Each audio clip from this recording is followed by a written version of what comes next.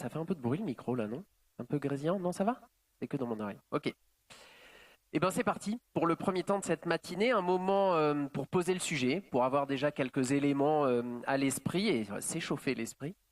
Et pour l'introduire et partager sa vision de ce qu'est un système herbager pastoral résilient et durable, je vous remercie d'accueillir chaleureusement Christine Valentin, s'il vous plaît, vous pouvez l'applaudir, qui est présidente de la Chambre d'agriculture de la Lozère, vice-présidente du SIDAM et, avant tout, agricultrice. Bonjour à tous, ça marche? Ouais.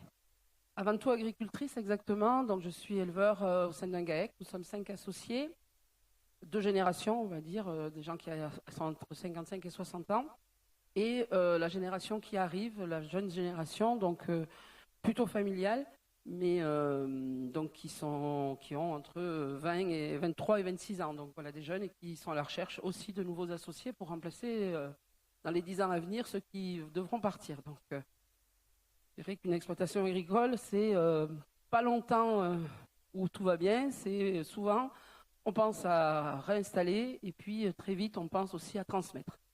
Donc nous avons des vaches laitières, des brebis laitières en agriculture biologique et nous produisons aussi de l'électricité sur les toitures et nous cherchons surtout l'autonomie, pas tant énergétique, mais l'autonomie fourragère et alimentaire de nos troupeaux. De plus en plus, on essaie de s'en rapprocher. C'est pas simple les années de sécheresse, mais ou d'aléas climatiques, on va appeler ça plutôt, parce que c'est plus que de la sécheresse. Mais il y a des années comme l'année 2025 qui sont plus faciles, en tout cas dans notre zone. Voilà. Alors, donc je suis présidente de la Chambre d'agriculture de la Lozère, vice-présidente du SIDAM, mais ça, vous l'avez dit. La question de l'herbe, elle s'est posée il y a très longtemps, et enfin, ou c'est pas posé du tout d'ailleurs. C'est assez naturel qu'il y ait de l'herbe dans le Massif central, et c'est cette image d'ailleurs du Massif central qu'on veut garder. C'est la verdure, l'herbe et l'utilisation par l'élevage de ruminants de cette herbe. Et c'est l'utilisation, mais c'est aussi l'entretien des territoires. On a dans nos systèmes une grande majorité d'éleveurs exclusivement herbagers, et on y tient beaucoup. Alors nous, par exemple sur mon cas, exclusivement herbagé, un petit peu de céréales, mais ça fait partie de la rotation des cultures et c'est bien parce qu'il y a des céréales qu'on peut cultiver de l'herbe aussi sur une partie de l'exploitation.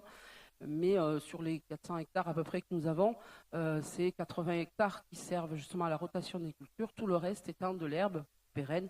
Alors on appellera de l'herbe semi-naturelle mais nous on appelle de la prairie naturelle quand on est agriculteur, certainement par abus de langage.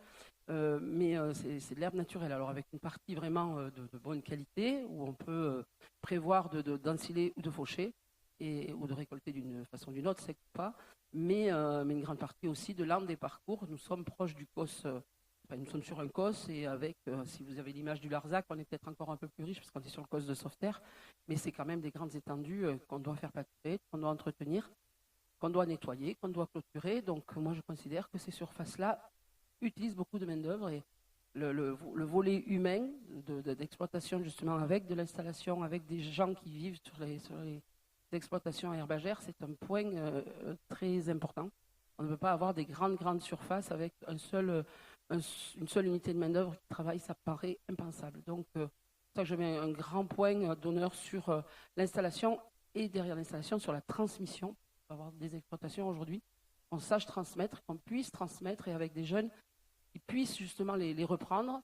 Alors s'installer, ça ne veut pas dire forcément acheter à chaque fois, mais de toute façon, il y a un investissement quand même. Ça ne veut pas dire forcément acheter le foncier, mais il y a de toute façon de l'investissement, il y a un cheptel à acheter, il y a du matériel. Et puis un investissement, ce n'est pas toujours financier, c'est aussi un investissement humain, du temps. Il faut qu'on travaille aussi, d'ailleurs, je crois qu'on a parlé dans les projets, sur l'astreinte de l'élevage. Il faut qu'on en tienne beaucoup plus compte peut-être que ce qu'on en tient aujourd'hui compte, du temps de travail. Les jeunes, il ne faut pas les dégoûter parce qu'ils seraient sous l'eau, qu'ils ne pourraient pas justement travailler. Voilà. Alors on va revenir à l'herbe, mais c'est bien l'herbe qui génère aussi toute cette réflexion au niveau des idées sur l'organisation du temps de travail. Parce qu'on est sur des élevages extensifs, beaucoup d'hectares finalement pour chaque éleveur, malgré tout, même si ce n'est pas des surfaces immenses, mais un travail quand même d'astreinte assez fort pour la pâture, entre autres. L'herbe, pour moi, c'est vraiment la première richesse que développent nos territoires. C'est un amas de richesses dans le sens où si on utilise bien nos prairies, ce qui est quand même la majorité des cas des éleveurs de notre territoire, c'est un équilibre alimentaire qui fait qu'on est de plus en plus autonome sur nos exploitations. On a des territoires qui sont très productifs en énergie, un peu plus déficitaires en protéines, qui ont mis en place des cultures justement pour aller chercher de la protéine. Sur une prairie naturelle, si on sait bien la conduire et si on la conduit vraiment de façon régulière et de la même façon sur plusieurs années, la conduire, ça veut pas dire forcément amener des intrants, ça ne veut pas forcément dire non plus la faucher tous les ans. C'est un équilibre entre la pâture, la récolte, les amendements qui sont apportés, entre autres la gestion des amendements organiques. Voilà, cet équilibre-là, et la prairie s'améliore d'année en année. Et il y a une phrase que je prononce assez facilement, quand on est dans le sud du Massif central comme nous en Lozère, si on ne s'attache pas à faire pâturer de façon intelligente, c'est plus l'herbe qui pousse, mais c'est la broussaille. Pour autant, pour garder cette herbe de bonne qualité, le pâturage amène vraiment de la valeur ou enrichit même nos prairies au fil du temps. Le surpâturage détruit. Et donc, il faut trouver ce bon équilibre entre bien utiliser et pas trop utiliser non plus ces parcelles. Voilà, donc c'est un peu le schéma peut-être un peu raccourci, mais qu'on voit quand même de temps en temps. Sur la qualité des produits, on a aussi beaucoup travaillé quand même sur la valorisation des produits, sur la valorisation justement de cette herbe à travers le produit. Ça nous paraît quand même essentiel, puisque quand on est agriculteur, c'est avant tout pour gagner notre vie, la faire dans de bonnes conditions, mais quand même la gagner financièrement. Et donc, il fallait aller chercher la valeur, la production et la valeur. Donc, la production d'herbe, la valeur de l'herbe et derrière, la valeur des produits. Ça se travaille sur plusieurs échelles. Quand je dis valeur, évidemment, c'est le volet économique qui vient à tous en premier, c'est vivre de son métier, donc ramener des euros. La valeur, c'est aussi la qualité des produits. Et l'avantage de l'herbe, c'est qu'on a des produits de qualité. Le consommateur, depuis plusieurs années ou depuis plusieurs crises consécutives, on fait qu'on s'attache beaucoup à la qualité des produits pour avoir une vie saine, une santé meilleure, de bonne qualité. Et donc, par l'alimentation, on peut jouer aussi sur ces critères. Et il me semble que l'herbe nous permet d'avoir des produits. Il me semble, c'est la vérité. C'est les scientifiques qui l'ont aussi prouvé. Les produits à base d'herbe, issus d'un lait à base d'herbe ou d'une viande à base d'herbe, produite avec de l'herbe, en tout cas, sont parmi les plus riches en différentes vitamines ou oméga ou autres, et procurent une santé sous toutes les formes. D'abord parce qu'on a plaisir à manger un morceau, c'est une façon d'avoir la santé, et qu'on a une bonne action sur la santé des personnes.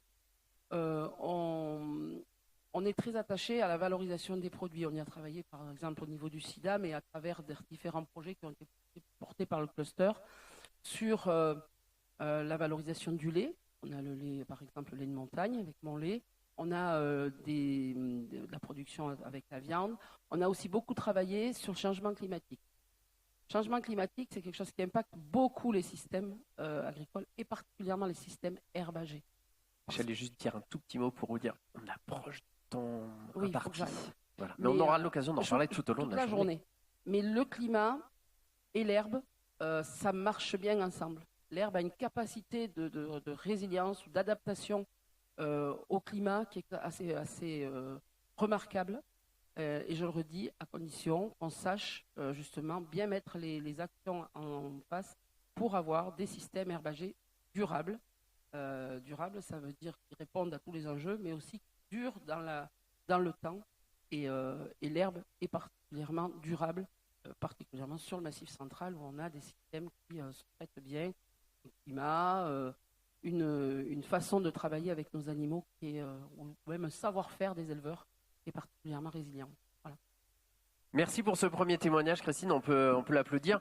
pouvez rester avec nous si vous voulez parce on enchaînera après sur la table ronde et je vais proposer d'avoir un deuxième propos liminaire avec Éric Brugière, maire de l'Accueil et représentant de l'ANEM, l'Association nationale des élus de montagne, pour qu'il nous partage lui aussi sa vision en tant qu'élu local. Bah, vous aussi, vous pouvez l'applaudir. Lui aussi. Tenez, je vous mets un petit timer, hein, comme ça vous verrez. Hop, ça fait à peu près 5 minutes. Comme ça, c'est moins brutal, vous voyez le temps défiler. D'accord, ça marche. Merci à tous. Bon, je crois que Christine a pratiquement tout dit, mais... Donc, moi, je suis maire de l'Accueil, commune de 380 habitants. Par ailleurs, je suis vice-président de la communauté de communes. Donc,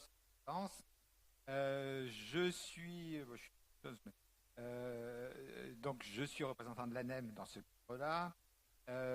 Et par ailleurs, je suis ancien salarié de la Chambre d'agriculture. Donc, une notion technique, on va dire. Moi, là où je veux insister, c'est qu'il n'y a pas de territoire sans économie. Et les territoires, s'il n'y a pas de l'économie sur le territoire il est mort. Et l'herbe, dans nos territoires ruraux de montagne en particulier, c'est un volet très très important de notre économie. Donc je crois que c'est là-dessus qu'il faut insister. Et c'est là où je pense qu'on a besoin absolument du cluster, de l'ensemble des chercheurs, des techniciens. C'est que malgré tout, on produit moins qu'il y a quelques années. Et ça me perturbe quand même un peu, d'une façon générale, parce que ça veut dire que si on produit moins, eh ben on fait moins d'économies, quelque part. Donc je pense qu'il faut trouver un équilibre. Alors Christine l'a un peu dit.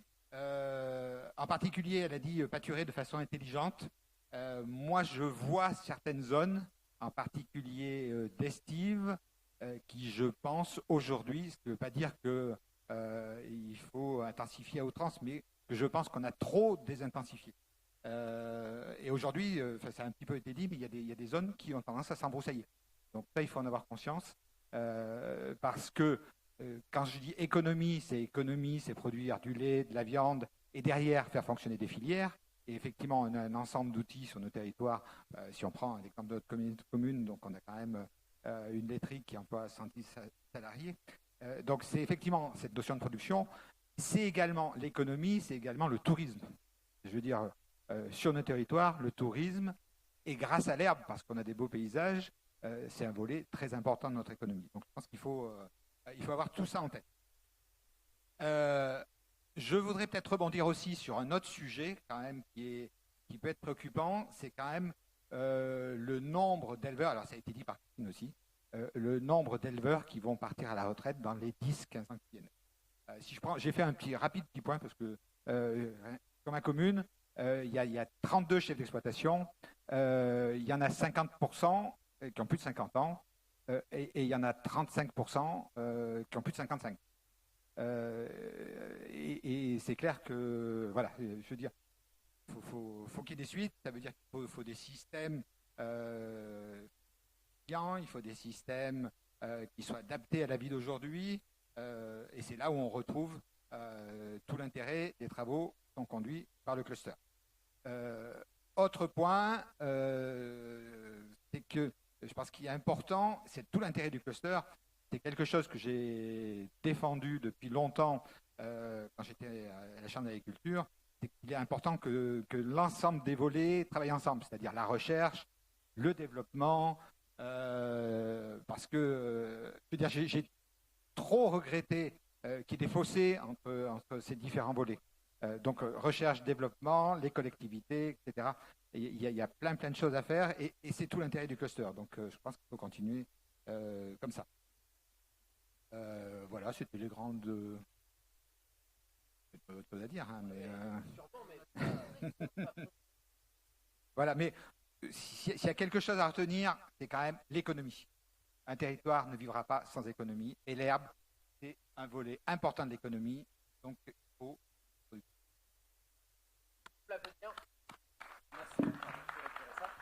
Merci beaucoup à vous deux. Et je vais proposer maintenant aux autres participants de cette table ronde qui va démarrer maintenant à venir nous rejoindre. Hop, je vais décaler les sièges.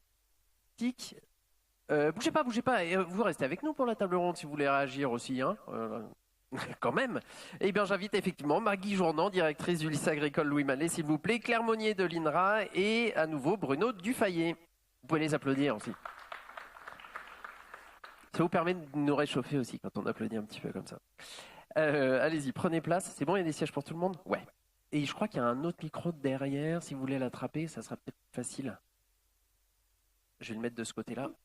Ouais, je vais en prendre un et je vais le mettre de l'autre côté. Merci. Luc.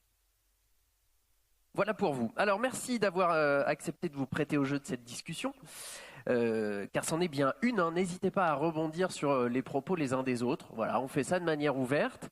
Alors, on ne vous propose pas à vous de réagir tout de suite, parce que sinon ça va être le bazar. Là, hein. Si vous rentrez dans la discussion à 70, ça va être compliqué. Mais on aura le temps d'en reparler dans la journée. Mais voilà, si le temps nous le permet, on aura un petit temps de questions à la fin de cet échange. On a une trentaine de minutes devant nous à peu près. L'idée, c'est qu'on pose ensemble un peu les principaux enjeux de ces systèmes pastoraux résilients et durables. On ne va pas être exhaustif, ok? Donc on va probablement créer de la frustration, mais c'est pas grave. On ne va pas pouvoir tout aborder ici, mais c'est l'idée puisque après, vous l'avez vu, Bruno l'a expliqué, il va y avoir des exemples très concrets de projets et après cet après-midi, vous allez travailler en atelier justement sur ces mêmes sujets, ces mêmes sous-thématiques.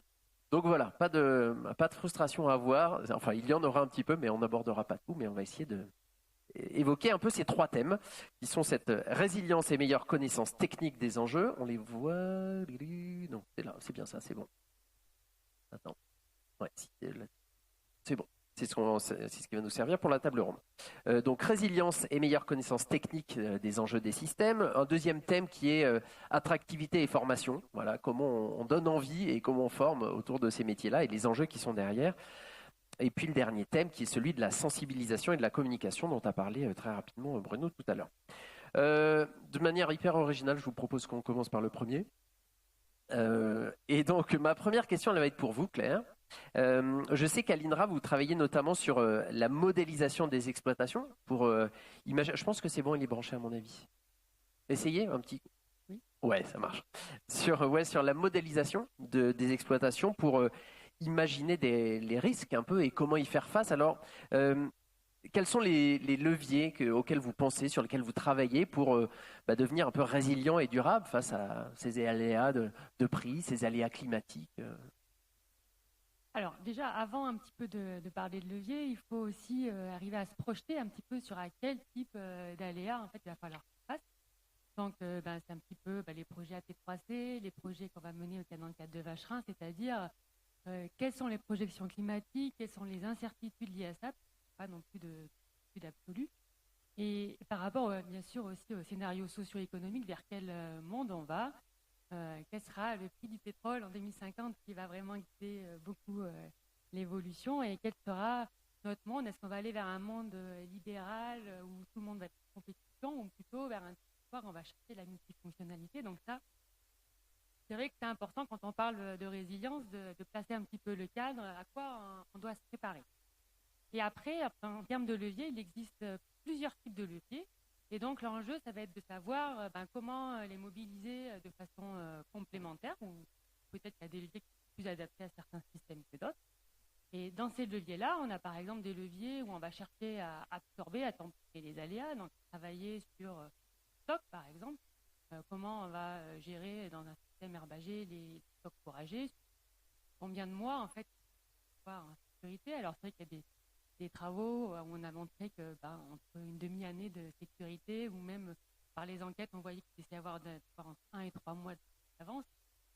Mais alors après, qu'est-ce qui se passe si jamais il y a plusieurs années consécutives, les aléas commencent à être compliqués. Donc après, il faut commencer à anticiper sur les besoins en trésorerie et puis les besoins aussi dans d'autres stratégies de réduction, alors soit de l'exposition au risque, c'est-à-dire qu'on va choisir peut-être des races un peu plus rustiques qui elles-mêmes ou des espèces un petit peu moins sensibles, où on va choisir aussi de disperser un peu le risque, c'est-à-dire à diversifier son système, diversifier ses ressources en mettant des cultures fourragères. Donc après, les cultures fourragères, ça va être adapté dans certains systèmes et dans d'autres peut-être trop coûteux. et également des systèmes de diversification d'activités. Donc là, on a travaillé sur des projets, que ce soit le projet Apporte, par exemple, on regarde quel est l'intérêt d'avoir à la fois des ateliers porcins, des ateliers bovins. Alors l'atelier porcin en tant que tel, ça va pas. Enfin, c'est un atelier qui est très risqué, mais qui n'a pas tout à fait les mêmes risques qu'un atelier bovin, par exemple, et qui permet quand même, vu qu'il gagne, et les revenus sont un petit peu plus élevés, à augmenter les revenus. Donc on a quand même malgré tout des risques de revenus très bas qui sont un peu moins importants. On a également des stratégies d'améliorer la biodiversité des prairies, pour avoir des prairies qui soient un petit peu plus résilientes. Donc comment on va faire cette biodiversité? On voit après que selon les régions, il y a des zones du Massif central où quand on est dans des zones avec des prairies un petit peu humides, les éleveurs, on voit qu'ils auront envie, ils vont beaucoup compter sur ces prairies-là pour s'adapter, alors que des éleveurs laitiers dans des zones un peu plus sèches, déjà, ils vont dire, ok, les bien, mais on voit qu'il y a quand même une forte tendance à aller vers des cultures fourragères pour commencer à s'adapter, à s'assurer. Et qui dit culture fourragère dit aussi irrigation. Donc après, quid après, quelles ressources en eau on utilise, où est-ce qu'on va prendre cette eau, est-ce qu'il faut faire des retenues collinaires, donc ça engendre beaucoup de débats. On peut travailler aussi sur les capacités adaptatives des systèmes, donc avec des cultures à double fin, donc c'est quand même très souvent que même dans les prairies, en fait, on a une certaine flexibilité, est-ce qu'on va les récolter ou pas, donc il faut arriver à voir un petit peu cette part qu'on a de flexibilité. Sur des cultures fourragères, est-ce qu'on les met en grains, est-ce qu'on les met en fourrage? Et puis après, bien sûr, la capacité aussi à mobiliser des ressources externes comme les achats d'aliments. Donc, on voit qu'aujourd'hui, il y a aussi, on essaie de développer des contractualisations avec, par exemple, Taluzerne. Donc ça, c'est vrai que c'est un peu on peut pas tout à fait considérer que c'est une stratégie d'adaptation justement interannuel des risques, parce qu'il y a quand même un engagement après qui est fait. Donc comment on fait, entre guillemets, pour s'engager sur certains volumes à acheter tous les ans pour sécuriser une filière? Et pour les éleveurs, en fait, eux, ils veulent aussi avoir quelque chose qui soit très flexible et avoir des ressources qui soient mobilisables que quand ils les ont. Donc en fait, il faut quand même réfléchir à ce réseau des acteurs, comment ils s'organisent, quelle part en fait quelle part des risques va être prise par l'éleveur et quelle part va être entre guillemets distribuée aux différents acteurs du terrain qui vont pouvoir organiser un peu ces filières à la fois pour sécuriser des prix, sécuriser des volumes de tirage disponibles, etc. On a ensuite de la mutualisation des risques externes par les assurances. Donc on a eu au départ avec le fonds d'indemnité des calamités agricoles, qui a essayé de développer, de favoriser une assurance prairie. Donc là, on a fait quand même des études pour voir un petit peu quelles étaient les complémentarités avec et ce que pouvaient faire les éleveurs en interne. Donc ce qu'on a montré, c'est que quand même pour des aléas, entre guillemets, pas trop importants, c'était quand même toujours plus intéressant, vu le coût des assurances de gérer en interne. Par contre, pour des aléas un peu plus importants, au-delà de 30% de perte, c'est vrai qu'on a besoin d'avoir des assurances. Et c'est vrai que quand le fonds de calamité existe, c'est mieux pour les éleveurs parce que c'est moins coûteux. Mais bon, ça, on a besoin d'avoir d'autres filets de sécurité. Et après, un dernier petit point que je voulais soulever, c'était que quand même, rechercher la résilience dans ces systèmes, c'est coûteux. Parce qu'on ne peut pas du coup allouer toutes ces ressources à la production qui est la plus stable. On est obligé d'investir dans des choses, donc il faut quand même prendre ça en compte. Qu'un système résilient, en fait, j'exagère un petit peu, les bidonvilles sont des systèmes très résilients, donc on ne veut pas forcément avoir des systèmes d'élevage très résilients mais pauvres, entre guillemets. Donc l'enjeu, c'est d'arriver à conjuguer ça avec la durabilité, à analyser les différents leviers qui existent, et comment ces différents leviers vont contribuer à d'autres points de la durabilité, ou comment peut-être, mettant des systèmes diversifiés, grâce aux complémentarités, on va pouvoir améliorer des choses, ou comment on va essayer d'éviter qu'en se diversifiant, on perde aussi en efficience. système-là. Donc voilà un petit... Merci pour ces premiers apports. Merci Claire. Du coup, je voulais vous faire réagir, Christine. Dans l'enjeu de ces systèmes résilients et durables, Claire l'a évoqué un petit peu, il y a cet enjeu de l'autonomisation des exploitations.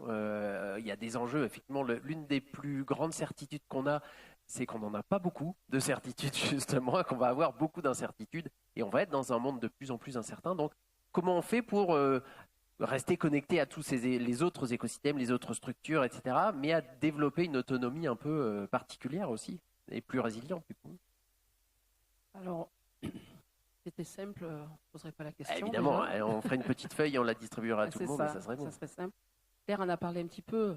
Je pense que déjà les agriculteurs, enfin les éleveurs, ont déjà beaucoup d'idées, beaucoup mis en œuvre de solutions. Et savent aussi s'adapter. Bon, après, toutes les fermes ne sont pas les mêmes, donc on ne va pas donner justement la feuille qui va permettre à tous de bien s'en sortir. Mais aller vers l'autonomie des exploitations, c'est quelque chose qu'on porte vraiment au niveau agricole dans ce territoire, pour différentes raisons, mais qui malheureusement n'est pas toujours facile à mettre en œuvre.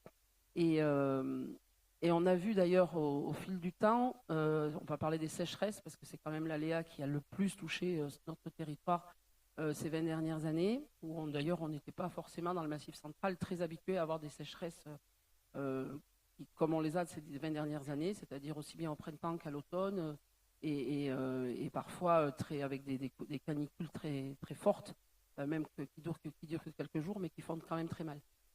Si on regarde un peu sur ces 20 dernières années où on a vraiment eu l'apparition ou le déploiement de sécheresses assez difficile, on voit aussi la résilience des éleveurs. Souvent, on avait de l'avance dans les granges au départ. Donc, on n'achète pas forcément, première année, on n'achète pas forcément du fourrage. On récolte ce qu'il y a, mais on fait surtout manger ce qu'on a dans la grange. Deuxième année, on commence à acheter du fourrage parce que s'il y a 2-3 ans d'année sécheresse, on achète du fourrage et là on va justement voir là où le fourrage a poussé, ou tout simplement essayer d'adapter le fourrage à acheter. On a eu distribué de la paille à des animaux alors qu'on ne faisait pas manger de paille il y a 50 ans. On manger de paille aux animaux, c'était rare et de toute façon on mettait toujours du foin avant avec. Donc c'était paille et céréales par exemple, enfin céréales concentrées. Faire un équilibre alimentaire en faisant bien ruminer les animaux grâce à la paille. Et puis, quand on a une troisième année de sécheresse, là, les trésoreries ont pris mal, il n'y a plus d'avance de fourrage, et on voit bien la décapitalisation qui commence à arriver. Donc, on commence à trier les animaux qui sont moins productifs, qui n'ont pas forcément leur rentabilité immédiate sur l'exploitation. Et c'est là que les sécheresses commencent vraiment à faire très mal, parce que quand on commence à décapitaliser, ça veut dire que derrière, on produit moins.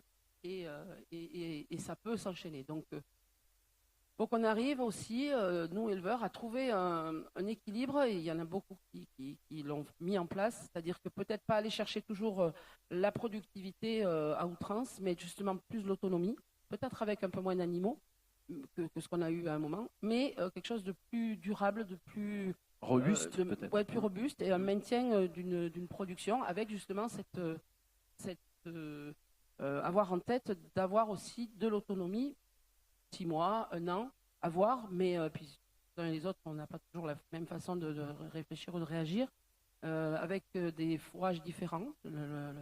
Par exemple, certains se sont mis à cultiver, on l'a bien vu, on fait justement les fameux métails, de plus en plus, avec cette souplesse du métail, c'est-à-dire que si on voit que la sécheresse arrive au printemps, on va ensiler et donc mettre du métail, enfin ensiler ou récolter, mais en général c'est l'ensilage sur le métail, ça peut être aussi l'enrubanage, de façon à assurer le fourrage, enfin assurer une quantité de fourrage minimum.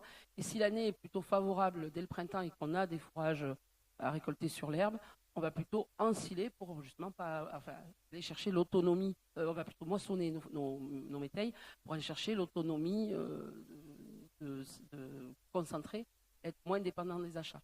Et donc toute cette façon de gérer qui devient du long terme, alors qu'on a plutôt tendance à travailler la sécheresse gérer à l'année. Les deux, quoi, le long terme et le court terme. Oui, mais en fait, on était beaucoup sur du court terme et on est en train de se transposer sur du moyen ou du long terme. Et on voit vraiment arriver mettre en place des systèmes qui s'adaptent finalement à ce changement climatique, parce que je le dis encore, les agriculteurs ont un vrai savoir-faire et un vrai savoir-faire d'anticipation. Et c'est pour ça que les chambres d'agriculture, les organismes de développement en général, ont toute leur place pour justement accompagner les éleveurs à s'adapter, mais aussi permettre à des éleveurs qui ont peut-être pas trouvé encore le bon système ou pas assez anticipé ou peut-être pas facilité à niveau de leur exploitation, de pouvoir mettre en œuvre certains points, de pouvoir échanger et d'avoir ceux qui ont déjà trouvé des systèmes de pouvoir partager à d'autres. Qui ont fait finalement une forme d'expérimentation et la diffuser à d'autres. Super, merci Christine pour ce témoignage. Je vous propose qu'on avance sur le deuxième thème. Encore une fois, je vous avais prévenu, on n'aurait pas le temps de tous intervenir sur tous les termes. Et en plus, Christine m'avait prévenu, il va falloir me couper. Je vais être frustrée d'ailleurs. Alors, donc la deuxième thématique, c'est donc celle de l'enjeu de l'attractivité des métiers et des formations. Je me tourne naturellement vers vous, Maggie. Vous êtes donc au lycée Louis Mallet dans le Cantal, un territoire particulier, vous me l'avez dit, avec une forte tradition rurale et donc pas tant de mal que ça à recruter, à faire venir des étudiants. Mais c'est plus lié à des traditions locales, des reprises d'exploitation, etc., que des jeunes qui en sont éloignés et se disent soudain je veux devenir éleveur. Hein, c'est un peu ça. Alors comment on fait pour, au-delà du Cantal, où finalement c'est pas trop une problématique, mais ça va potentiellement le devenir, comment on fait pour faire des formations attractives sur ces sujets et sur cette herbe qui est un capital génial ici et sur lequel on peut imaginer des projets de vie formidables, comme me l'évoquait Bruno dans la préparation. Comment on fait ? Eh bien, c'est très difficile, voilà, d'attirer pour le métier. Donc, effectivement, dans le Cantal, on a encore la chance, et dans d'autres départements à côté aussi, d'avoir des jeunes qui viennent dans nos lycées parce qu'ils connaissent le métier, ils l'ont vu dans leur ferme, leur famille, leurs voisins. Aller plus loin, c'est difficile. Je pense qu'il faut qu'on puisse s'associer avec le reste de la filière. Hein. C'est aussi l'objet de la participation au cluster. On s'est engagé plusieurs lycées du Massif central dans le projet actif qui sera proposé tout à l'heure pour essayer aussi d'innover dans le sourcing, aller chercher des gens qui ne sont pas issus du monde agricole. Après, nos enjeux, c'est plutôt déjà ceux qui viennent essayer de bien les former et les maintenir dans ce domaine agricole. Hein. Ce qu'on a dit juste avant, ça m'a fait penser quand même à un frein important, qui est celui que quand les jeunes arrivent dans nos lycées, ils viennent d'abord pour les animaux. Hein, ils sont amoureux de leurs bêtes, de la façon de les élever, etc. Et nous, si on veut relever les enjeux, et ça on l'a dit depuis le début, hein, nous on doit d'abord leur parler d'herbe et de sol et tout ce que ça peut apporter à leurs animaux. Et que le sol est aussi vivant que les animaux finalement. Voilà, parce il faut prendre soin du sol autant que des animaux. Tout à fait. Ouais. Voilà, eux, ils veulent présenter des animaux au concours et nous, on leur fait faire des fosses pour voir comment est le sol. Quoi. Ouais. Donc voilà, l'attractivité, c'est compliqué. Et je crois que vous mettez un point d'honneur aussi, à ce que vous me disiez, à leur montrer une vraie diversité des techniques et à exercer leur esprit critique aussi pour... c'est important de savoir d'où l'on vient, ce qui a été fait, mais de se dire, peut-être que ce que j'ai appris avec mon père et mon grand-père, c'était bien pour un temps ou dans tel contexte, peut-être qu'il y a d'autres manières de faire, c'est un peu ça ce que vous me disiez ? Tout à fait. Les deux cœurs du métier de formateur aujourd'hui, c'est montrer tout ce qui existe, parce qu'effectivement, il n'y a pas un modèle qui peut marcher à un endroit. Et le deuxième, c'est savoir critiquer, savoir comparer pour justement trouver sa meilleure façon de faire à l'endroit où on s'installera. Et plus loin, c'est voir ce qui se passe aujourd'hui et ce qui marche aujourd'hui et surtout être en mesure d'imaginer ce qui fonctionnera demain parce que le dérèglement climatique, parce que la ressource en eau qui va diminuer et j'en passe. Voilà. Christine, rapidement. Sur le fait de dire que, enfin, vous évoquiez tout à l'heure les questions d'astreinte, par exemple, quand Oui. les jeunes se projettent, il y a cette question de mais je vais bosser toute la journée, ça va être infernal. Ils ne se projettent pas trop justement dans Ouais. ça. Ils savent qu'ils vont avoir des animaux et ils ont tellement cette passion. Ouais. Ils ne regardent pas s'ils vont y passer 3 heures matin et soir ou 1 heure et demie et comment ils vont faire pour être mieux. Mm. Et c'est peut-être nous, professionnels déjà investis, mais aussi tous les agents des organismes qui les accompagnent, de bien leur faire comprendre ou leur faire prendre en compte le fait que sur une exploitation, c'est pas que les animaux, c'est aussi le terrain. Et puis c'est pas que le travail. Il y a aussi un temps de loisir, il y a aussi un temps pour la famille. Et ça, il faut absolument qu'ils le touchent du doigt pour arriver à s'organiser et prendre. Et c'est pas une question qui les préoccupe beaucoup quand ils arrivent pour l'installation. Bruno, je vois que vous faites. Ou Maggie, vous vouliez réagir et Bruno après. Bruno d'abord. Ah bon, ok. Bruno alors. Non, c'est que je pense que cette dimension du travail aussi, elle a été un peu cultivée par le passé Ouais, dans le monde c'est ça. agricole et la réalité, elle est quand même un peu tout autre. Et je pense qu'il est urgent aussi qu'on passe à autre chose en termes de message. Parce que moi, je suis convaincu que l'élevage du Massif central, notre élevage herbagé, là, il répond à pas mal d'attentes sur plein d'autres ambitions, et pas uniquement l'ambition de production, ça là, elle est essentielle. L'ambition du revenu sur la ferme, elle est essentielle par rapport à la résilience. Mais aujourd'hui, on a quand même des systèmes où, oui, il y a une astreinte, mais moi, j'aime pas ce terme, parce que pour moi, c'est pas une astreinte. Quand je choisis d'être éleveur, ça veut dire qu'à un moment, je sais que dans ce métier-là, ça fait partie des choses peut-être même qui m'ont attiré, puisque il faut leur donner manger matin et soir. Ben oui, mais c'est ce qui me plaît. Donc, je ne considère pas que c'est une astreinte. Et je dois en faire, justement, je pense qu'on a intérêt à communiquer sur plutôt la relation qu'on a avec notre troupeau et ce qu'on génère aussi. Tout à l'heure, Eric parlait de territoire. Ce qu'on génère aussi, par contre, quand on est agriculteur, quand on est éleveur sur ce territoire-là, ce qu'on génère en termes de vie sociale, de participation à la vie sociale. Et ça, je suis convaincu. Quand on a préparé avec Raphaël, je me disais que on se rend compte qu'on voit souvent dans d'autres corps de métier des gens qui ont une rupture de carrière professionnelle et qui font un choix différent et qui viennent s'installer dans le Massif central. Parce qu'il y a d'abord une image, il y a d'abord une qualité de vie qui les attire et puis après ils y mènent leur nouvelle activité. Moi je suis convaincu que l'élevage du Massif central peut répondre à la même quête de sens. C'est-à-dire qu'on a peut-être envie on a d'abord envie de venir dans le Massif central et le métier d'éleveur dans le Massif central peut répondre à ces enjeux-là. Et ça c'est des choses que jusque-là on n'avait pas trop mis en avant. Parce que justement, on a un peu de discours, c'est dur, il faut passer beaucoup de temps et tout, alors que moi, j'y passe pas plus de temps. J'étais salarié avant dans un centre d'économie rurale et je passais autant de temps dans mon boulot avant que j'en passe aujourd'hui. Oui, c'est ça. Et j'ai plus de plaisir dans ce que je fais là qu'avant. Ça, je dénigre pas mon ancien métier, c'est moi perso ça. Et je pense qu'il y a aussi il y a un enjeu justement, et c'est pas juste de la communication pour faire bien et pour attirer, c'est que je suis convaincu qu'effectivement, le métier d'éleveur, le métier notamment d'éleveur dans le Massif central peut répondre à pas mal d'autres enjeux.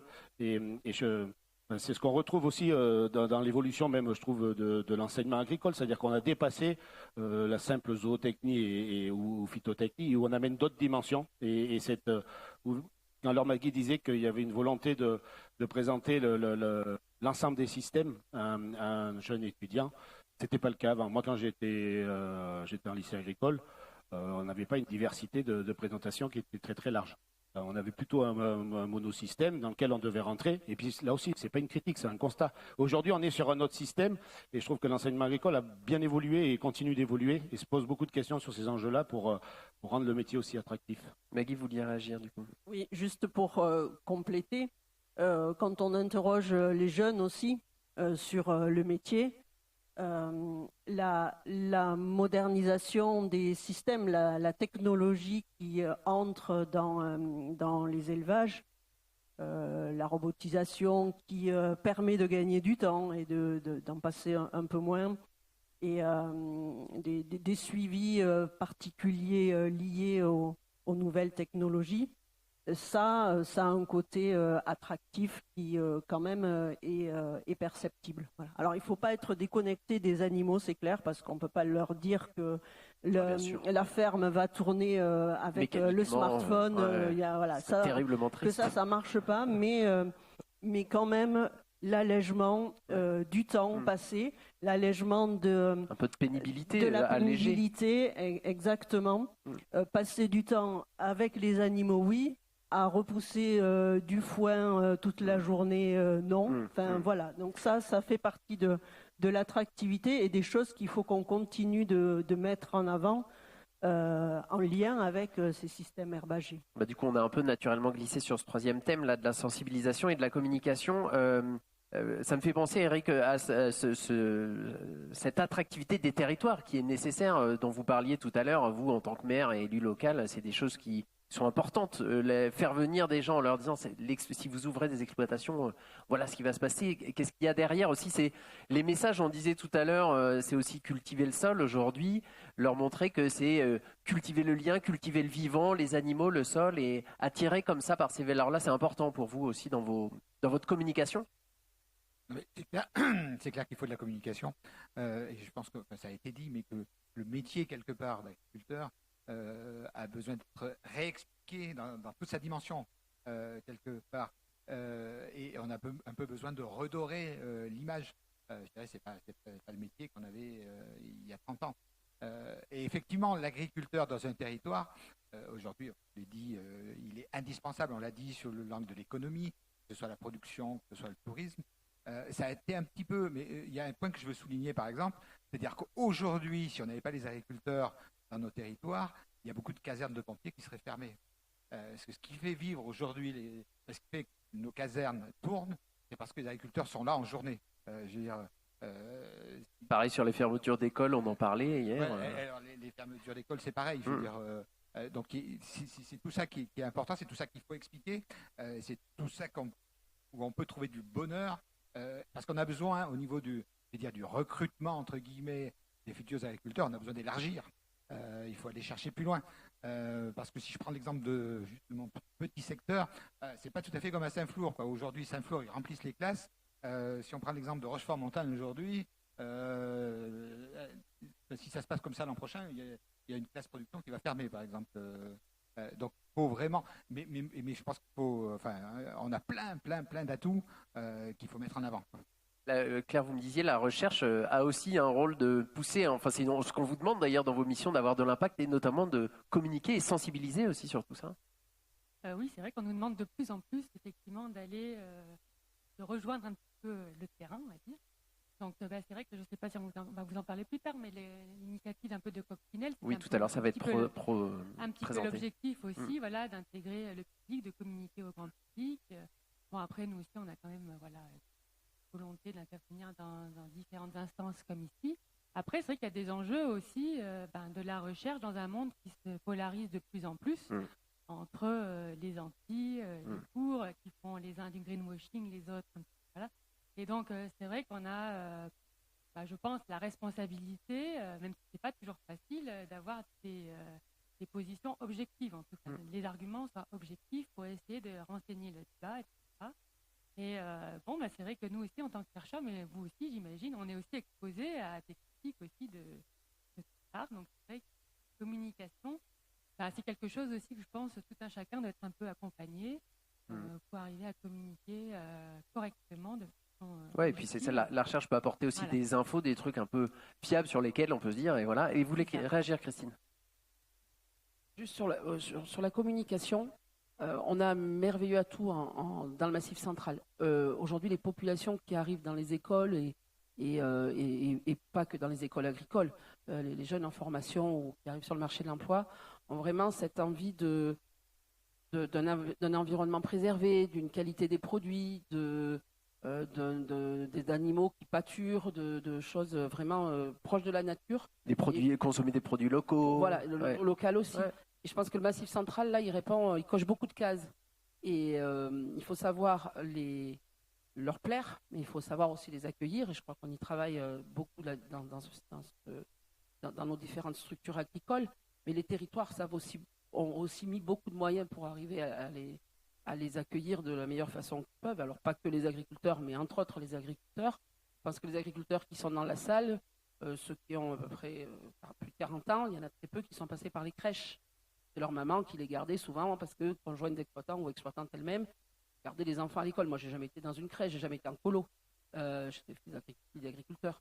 Par contre, aujourd'hui, les collectivités ont mis en place ou agrandi des fois les crèches pour aussi pouvoir accueillir les enfants d'agriculteurs, parce que les épouses ou les conjoints, parce que des épouses qui sont agricultrices, les conjoints travaillent, c'est pas les deux qui ont le même métier, et donc il y en a un qui part travailler dans des bureaux la journée, par exemple, et donc l'enfant, il n'a pas sa place sur la ferme, on ne peut pas le garder, donc il part à la crèche. Et ça, les collectivités ont aussi beaucoup amélioré cet accueil des personnes vers les campagnes. Voilà, et je pense que l'image de l'herbe que donne, enfin, du Massif central à l'herbe, donne envie à des jeunes de venir, mais il faut aussi savoir les accueillir. Et voilà, c'est le lien que je voulais faire avec les collectivités. Juste dire que je suis adjointe au maire dans ma commune, donc je sais aussi le besoin, j'essaie de bien percevoir le besoin des nouvelles populations qui arrivent. Ouais. Bruno, tu me dis il y a une nouvelle mission, enfin une nouvelle ligne dans la fiche de mission de l'éleveur, en gros, qui est de communiquer aussi sur son métier, de donner à voir et pas se dire je fais mon truc et puis voilà, les gens viendront tout seuls, quoi. Oui, mais c'est un enjeu majeur. Ça rejoint l'enjeu aussi d'attractivité du métier, de renouvellement de génération. On doit dépasser cette dimension qui est aussi, et d'ailleurs d'aller au-delà même de la communication au sein du monde agricole. On l'a longtemps fait.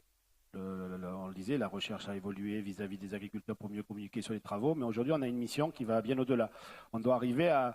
Alors en plus, dans des débats, comme le disait Claire, on a des débats qui sont de plus en plus polarisés aujourd'hui. Il y a le pour, il y a le contre et tout, et nous on doit... hyper simplifié d'un côté ou de l'autre. Et souvent, voilà, c'est très en silo, quoi. Ouais, C'est-à-dire qu'il y a une thématique, on est pour, on est contre. Ouais. Alors que nous, nos enjeux, l'enjeu de l'élevage, mais l'enjeu de notre territoire, parce qu'en fait, je dis aussi, je ramène les deux en fait. À chaque fois qu'il y a un enjeu de l'élevage, il y a aussi l'enjeu du territoire qui va avec.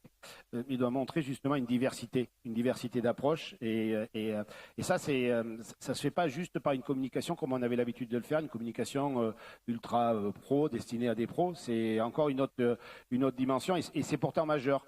Moi, je rêve d'avoir le garagiste de ma commune ou le boulanger de ma commune qui sera le plus grand défenseur de la présence des vaches sur ma commune, plutôt que l'agriculteur. De se dire que finalement, lui, il a aussi pris conscience que dans nos territoires, l'élevage, il est peut-être pas si déconnant que ça. Il amène des choses sur des enjeux environnementaux, sur des enjeux de transition. Il peut apporter des solutions de façon globale, mais il amène aussi une dimension sur le territoire et la vitalité du territoire, parce que c'est souvent le socle de base. Je crois que je lisais rapidement tout à l'heure, c'est 8% des actifs dans le Massif central qui sont rattachés directement à l'élevage, et au-delà de ces 8%, du coup, c'est énormément d'acteurs. C'est un peu les fondations de la maison, quoi, du Massif central, l'élevage et l'élevage herbagé à l'air, de l'élevage herbagé, parce que je tiens toujours à ramener ce sujet de l'herbe comme ce socle de base, ce socle commun. Et donc, entretenir les fondations, c'est un enjeu qui doit dépasser juste l'agriculture et l'agriculteur. C'est un enjeu qui est bien plus global. Et je le disais quand on préparait, moi j'ai un exemple souvent, je prends l'exemple des fermetures des écoles dans nos territoires ruraux. En fait, c'est très comptable. Je ne sais pas quel est le chiffre, mais s'il faut 15 enfants pour que l'école puisse rester ouverte, et bien 14, on la ferme. Sauf qu'on oublie de penser que quand on ferme l'école parce qu'il manque un élève, on est déjà en train de ruiner la capacité des 50% ou 35% d'agriculteurs de la commune d'Éric qui ont déjà plus de 55 ans et qui vont devoir trouver des successeurs. On l'entend que le recrutement est de plus en plus difficile. Le recrutement, on va dire, traditionnel, issu soit de proximité, soit du monde agricole, et qu'on a une nécessité à aller chercher demain d'autres acteurs, des jeunes d'ailleurs, pour se faire ce métier-là. Mais vous imaginez demain... si Eric à l'accueil reçoit un jeune en lui disant bon bah écoute désolé on a un potentiel de X ferme sur le territoire est magnifique et tout, par contre il y a un petit bémol, c'est que ton gamin quand il aura 12 ans il faudra qu'il fasse 60 km pour aller à l'école, ou peut-être même il sera pensionnaire. Ça c'est plus quelque chose qui est dans le fonctionnement aujourd'hui de la société et de la famille, et c'est des dimensions comme ça qu'il faut qu'on arrive à... C'est par de la communication beaucoup plus large que la simple communication à l'école que peut-être on fera prendre conscience à des décideurs que l'approche de l'école dans une zone rurale, elle ne se règle pas comme en zone urbaine. Et ça, c'est un exemple parmi d'autres. Mais on a un vrai enjeu là-dessus, une vraie dimension à prendre. Et puis, il faut aussi que nous, on fasse l'effort aussi, côté du monde agricole, d'être des acteurs de cette communication. Il y a des choses qu'on fait naturellement, l'exemple des pompiers. Je ne suis pas sûr qu'il y ait beaucoup d'agriculteurs qui ils vont tous on va facilement parler de sa ferme, de sa production, de son nombre de vaches, mais on va oublier de dire que aussi on est pompier. Et ça, c'est des dimensions qu'il faut qu'on arrive à mettre en avant pour rendre les choses attractives et puis montrer que l'approche quand on veut parler d'agriculture, quand on veut parler d'élevage, il faut dépasser il faut ouvrir quand même le champ de la réflexion à plein d'enjeux qui vont bien au-delà du simple acte de production, quoi. Merci beaucoup à vous 5 pour ces mots. On peut les applaudir, s'il vous plaît, pour cette contribution. Je vous propose de regagner vos sièges et on va enchaîner dans un timing absolument parfait le reste de cette matinée. Merci beaucoup. Qu'est-ce que je voulais dire ? Oui, on va passer donc à la présentation